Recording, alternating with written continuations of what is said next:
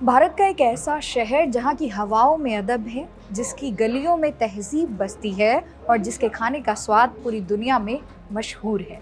जी हाँ, मैं बात कर रही हूँ उत्तर प्रदेश की राजधानी लखनऊ की। लेकिन क्या आप जानते हैं कि जिसे आज हम नवाबों का शहर कहते हैं, उसका नाता त्रेता युग से जुड़ा है। आखिर क्यों इसे पहले लखनपुरी कहा जाता था और कैसे ये अवध की सत्ता का केंद्र बना? आज की इस स्पेशल वीडियो में हम लखनऊ के पौराणिक काल से लेकर आधुनिक युग तक के सफर को आसान भाषा में समझने की कोशिश करेंगे। तो चलिए, गोमती नगर के किनारे बसे इस खूबसूरत शहर की सैर पर चलते हैं। लखनऊ का इतिहास किसी राजा या नवाब से नहीं, बल्कि स्वयं भगवान श्री राम के भाई लक्ष्मण जी से शुरू होता है। पौराणिक कथाओं के अनुसार वनवास से लौटने के बाद भगवान राम ने यह क्षेत्र लक्ष्मण जी को भेंट किया था, जहां उन्होंने अपना बसेरा बनाया। यही कारण है कि प्राचीन काल में इसे लखनपुरी या लक्ष्मणपुरी के नाम से जाना जाता था।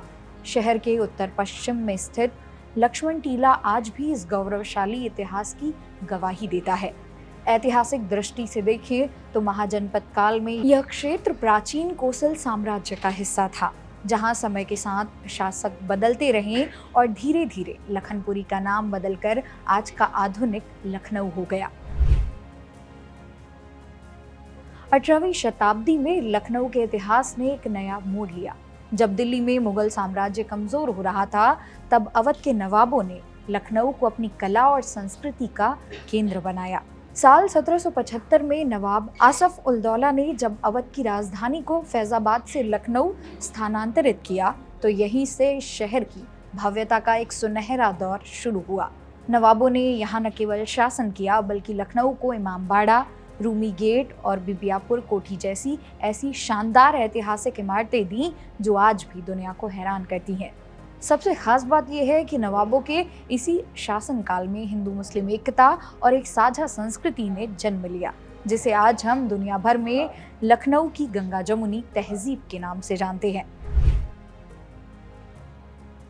लखनऊ सिर्फ महलों का शहर नहीं है, यह क्रांतिकारियों की भूमि भी है। 1857 के प्रथम स्वतंत्रता संग्राम में लखनऊ ने एक अहम भूमिका निभाई थी। यहाँ की रेजिडेंसी आज भी उस संघर्ष के निशानों को समेटे हुए है। लखनऊ की असली पहचान और इसकी जीवन रेखा गोमती नदी है, जिसके किनारे बसी सभ्यता ने सदियों से इस शहर को न सिर्फ पाला है, बल्कि इसे एक अनोखी संस्कृति भी दी है। आज गोमती के तट पर एक अद्भुत संगम देखने को मिलता है, जहाँ एक तरफ इसके किनारे खड़ी प्राचीन ऐतिहासिक धरोहरें शहर के गौरवशाली अतीत की याद दिलाती हैं, वहीं दूसरी तरफ शानदार रिवर फ्रंट और आधुनिक पार्कों के विस्तार ने लखनऊ को एक नया और चमकता हुआ ग्लोबल लुक दे दिया है। छात्रों, आप कुछ ऐसे पॉइंट्स नोट कर लीजिए जो अक्सर परीक्षाओं और इंटरव्यू में सीधे तौर पर पूछे जाते हैं। सबसे पहले लखनऊ के उपनामों को याद रखें। इसे नवाबों का शहर, बागों का शहर और पूर्व का स्वर्ण नगर यानी कि golden city of the east भी कहा जाता है। यहाँ की चिकनकारी कढ़ाई पूरी दुनिया में मशहूर है, जिसे इसकी विशिष्टता के लिए जीआई टैग भी मिल चुका है। साथ ही यह उत्तर प्रदेश की प्रशासनिक और राजनीतिक राजधानी तो है ही, लेकिन इसकी वास्तुकला भी बेहद खास है, क्योंकि यहाँ की ऐतिहासिक इमारतों में मुगल और यूरोपीय शैली का एक अद्भुत और अनोखा मिश्रण देखने को मिलता है। लखनऊ आज एक तरफ अपनी पुरानी विरासत को सीने से लगाए खड़ा है, तो दूसरी तरफ मेट्रो और आधुनिक विकास के साथ भविष्य की ओर कदम बढ़ा रहा है। यहाँ का इमामबाड़ा आज भी बिना किसी पिलर के खड़ा है, जो प्राचीन इंजीनियरिंग का एक चमत्कार है। उम्मीद है लखनऊ के इतिहास की ये जानकारी आपके सामान्य ज्ञान को बढ़ाने में मदद करेगी। अगर आप लखनऊ से हैं या इस शहर को पसंद करते हैं, तो कमेंट्स में मुस्कुराइए कि आप लखनऊ में हैं, ज़रूर लिखिएगा। इस वीडियो को अपने दोस्तों के साथ शेयर करें और ऐसी ही ऐतिहासिक जानकारियों के लिए सब्सक्राइब करें जागरण जोश।